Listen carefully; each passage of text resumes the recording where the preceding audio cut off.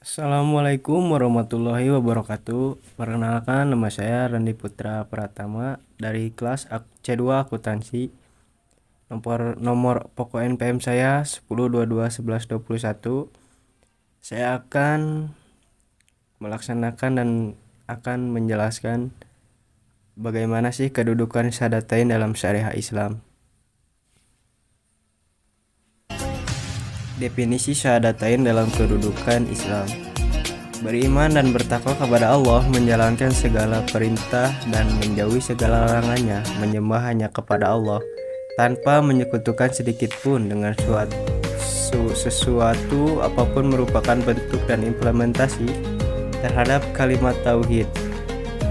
Mengikuti sunnah Nabi atau itikaf, tidak taklid atau ikut-ikutan dalam mengerjakan suatu amalan ibadah, terlebih yang menjauhi segala perbuatan bid'ah apapun bentuk, sebagai utamanya dari penerapan sekaligus konsekuensi terhadap kalimat syahadat. Adapun syahadatain diucapkan asyhadu alla ilaha illallah wa asyhadu anna muhammadar rasulullah, yaitu artinya aku bersaksi bahwa tiada Tuhan selain Allah dan Muhammad adalah utusannya. Syahadat terdiri dari dua kalimat persaksian yang disebut dengan syahadatain, yaitu asyhadu alla ilaha illallah yang artinya saya bersaksi tiada Tuhan selain Allah, wa asyhadu anna muhammadar rasulullah yang artinya saya bersaksi bahwa Nabi Muhammad adalah utusan Allah. Hamid Ahmad At-Tahir 2010. Pentingnya kalimat syahadat. Syahadat adalah pengakuan dan penyaksian dengan sebenarnya, baik secara lahir maupun batin. Kalimat syahadat artinya aku bersaksi bahwa tiada Tuhan selain Allah dan bersaksi bahwa Muhammad adalah utusan Allah. Dua kalimat syahadat ialah syahadat tauhid, artinya menyaksikan dan mengakui keesaan Allah Subhanahu wa taala. Syahadat rasul artinya menyaksikan dan mengakui kerasulan Nabi Muhammad SAW. S.A. Zainal Abidin. Kedudukan dua kalimat syahadat dalam syariat Islam. Syahadatain, dua kesaksian, merupakan prinsip dasar yang menjadikan diterima atau tidaknya amalan para hamba. Suatu amalan akan sah diterima apabila dilakukan dengan keikhlasan karena Allah Azza wa Jalla, mutabah atau mengikuti sunnah Rasul Sallallahu alaihi wasallam. Ikhlas karena Allah Azza wa Jalla merupakan realisasi dari syahadat persaksian la ilaha illallah. Tidak ada ilah sesembahan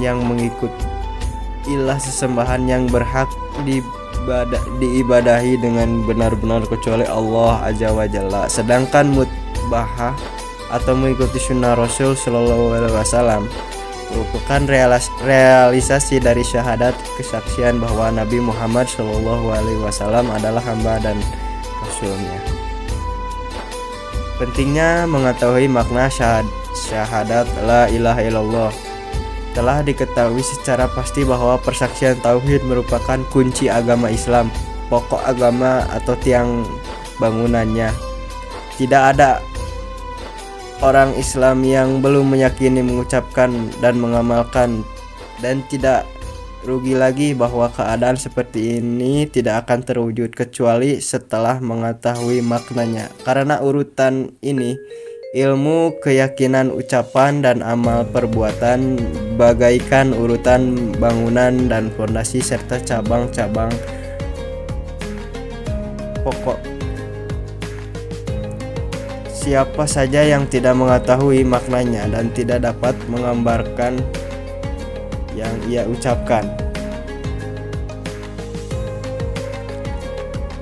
Dan ada beberapa kedudukan syahadatain dalam syariat Islam. Perwujudannya al-wala, seperti pernyataannya misi para rasul di Quran surat An-Nahl ayat 36, kesempurnaan iman di surat Al-Baqarah ayat 256 sampai 257. Wujud pengabdian yaitu Quran surat Yasin surat Yasin ayat 60 sampai 61.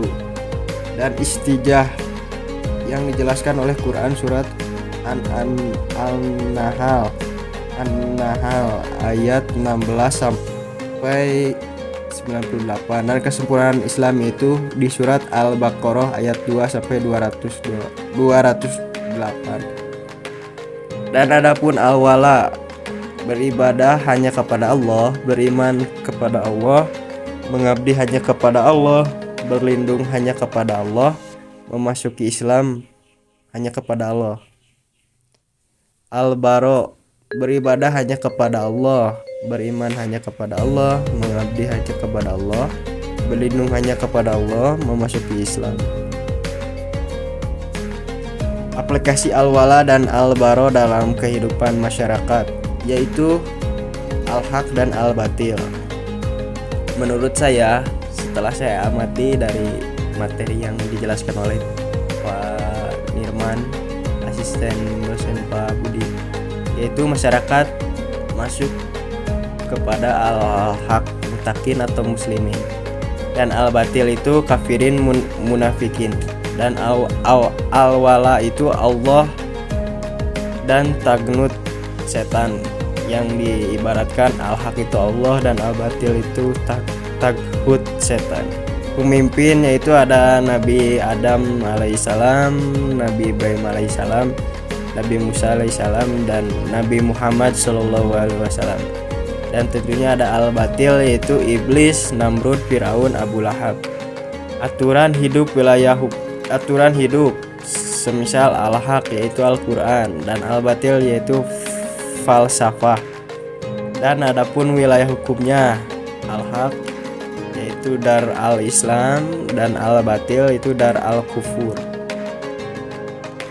Kedudukan syahadatain dalam syariat Islam. Tujuan akhir proses dakwah. Dakwah adalah suatu usaha mengajak ke dalam al-khair Islam.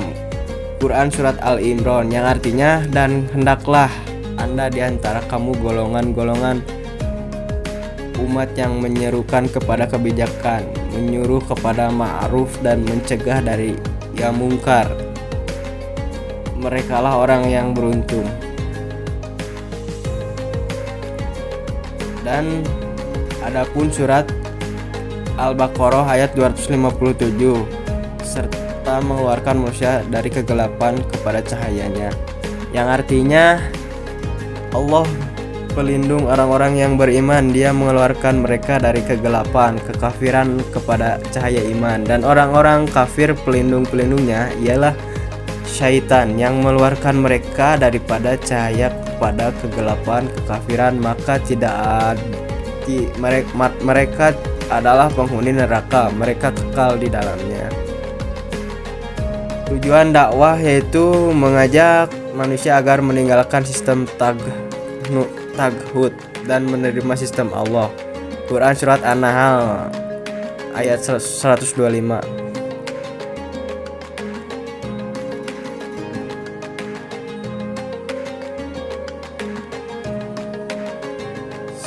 Dan artinya, serulah manusia kepada jalan Tuhanmu dengan hikmah, dan pelajari yang baik, dan bantahlah mereka dengan cara yang baik. Sesungguhnya Tuhanmu dialah yang mengetahui tentang siapa tersesat dari jalannya, dan dialah yang lebih mengetahui orang-orang yang mendapat petunjuk.